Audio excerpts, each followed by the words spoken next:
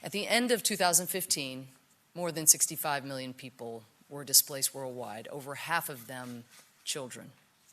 That is the highest number on record since the UN's Refugee Agency started collecting statistics.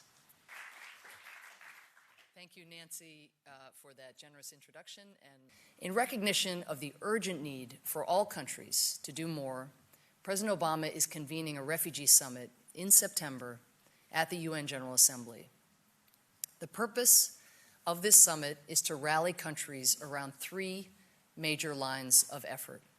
First, we're asking governments to make a deeper commitment to funding UN and humanitarian organizations and appeals, increasing overall contributions by at least 30%. The training, the research, and the recommendations for how to manage conflicts. We're asking governments to commit to welcoming more refugees into their countries with the goal of doubling the number of refugee admission slots worldwide. Third, we are asking frontline countries who already are hosting considerable numbers of refugees with awe-inspiring generosity to do even more, allowing the refugees they host greater opportunities to become more self-reliant. Our aim is to put at least 1 million more refugee children in school and grant 1 million more refugees access to legal work.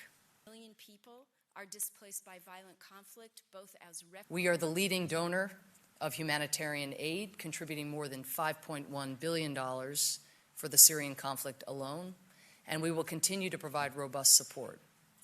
And not only are we scaling up our resettlement efforts to admit 15,000 additional refugees this year, but we will scale up by 15,000 more next year to admit 100,000 refugees overall.